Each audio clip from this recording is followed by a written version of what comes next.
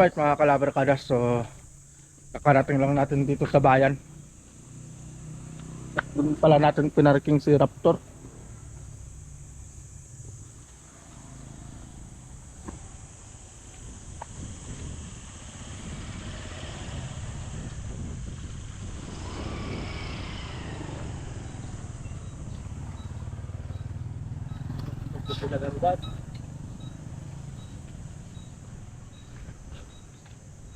Magpa-vlog lang tayo dito sa may palengke mga kalabarkada.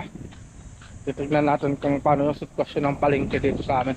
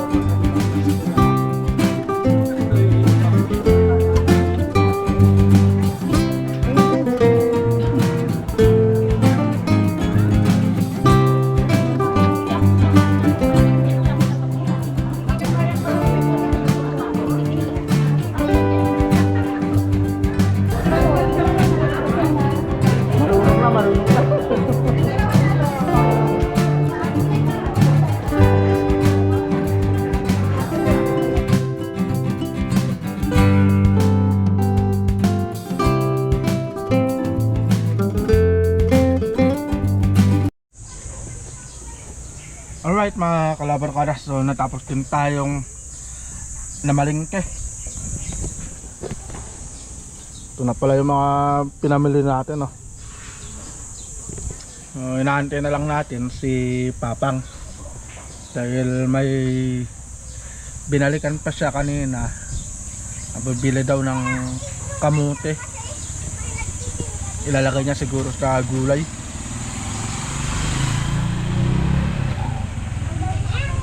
Linda.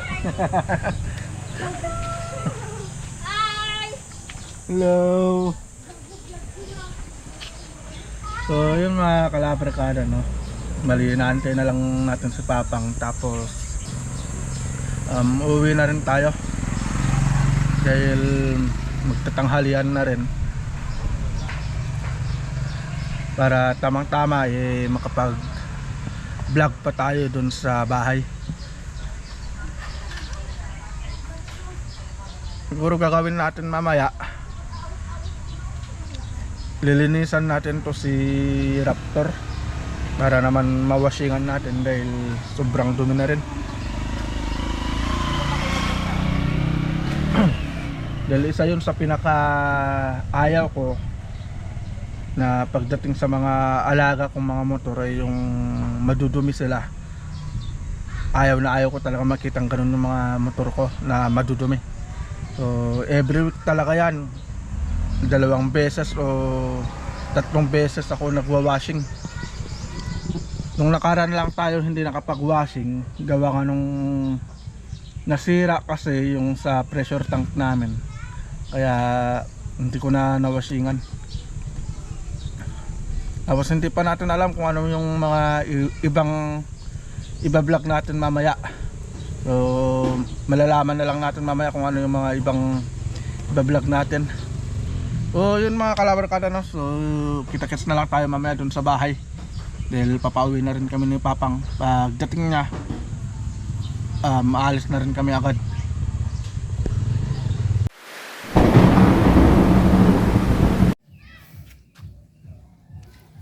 Yo, alright mga kalabarkada.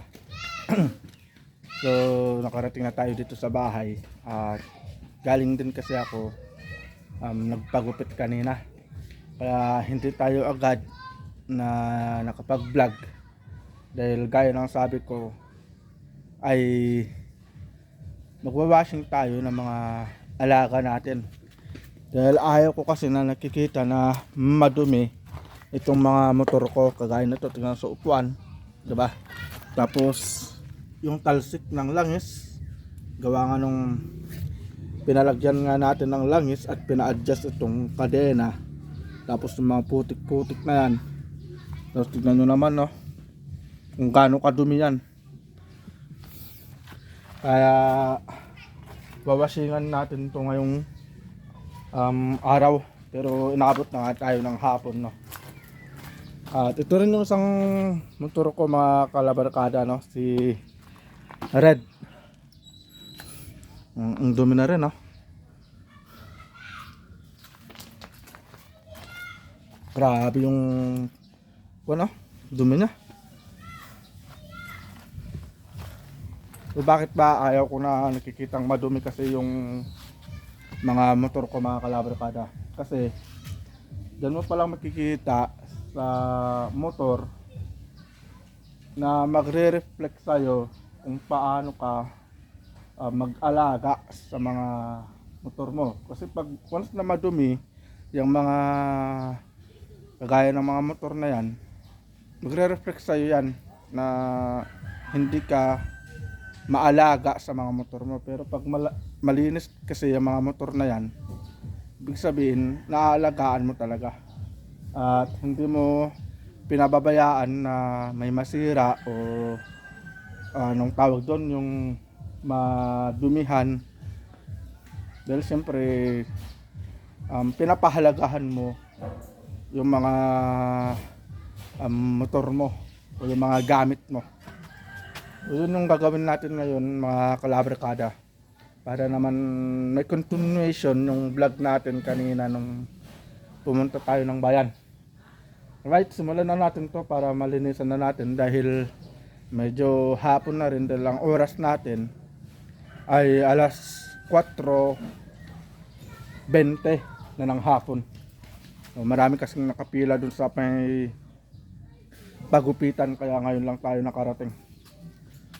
Tapos pinalamig ko pa kasi yung makina nitong isang alaga natin, kasi hindi naman natin pwedeng i-washing na mainit yung kanyang makina. Habang naglilinis pala tayo, mga kalabarkada, i-shoutout muna tayo. Shoutout muna tayo. Shoutout pala kay Rafi Spearfishing, kay Moto Cooking, kay Kuya Nono, kay Renan Spearfishing, kay Miracle Joanna Claudio, kay Bless Katabay, kay CJ Kaliktan Tabukol, at kay Jigs Kaalim. Kung gusto nyo po magpa-shoutout, comment lang po kayo sa baba para may shoutout ko po kayo sa next na video natin. Kapag hinahayaan mo kasi na madumi yung motor mo, mga kalabarkada, yung mga dumi kasi sumisiksik sa mga sulok-sulok. Pag naiipon yun, mahihirapan ka na tanggalin. Tapos baka yun pa yung isang dahilan kaya minsan agad-agad na nasisira yung mga ibang parts ng isang motor.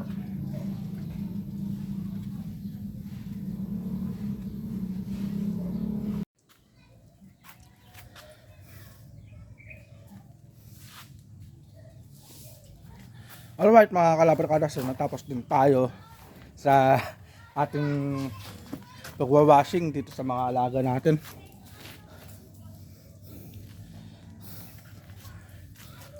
So dito na siguro matatapos, mga kalabarkada, itong vlog natin.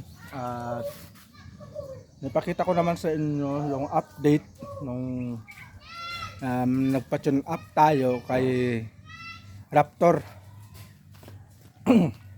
Nakita nyo rin yung napakinggan nyo rin yung kanyang takbo, yung andar niya nung pumunta tayo sa bayan kanina, nung pumunta tayo na Malingki, no? So tumahimik yung makina, tapos lalong lumakas po yung kanyang hatak, tapos nawala rin yung lagitik dun sa may head niya.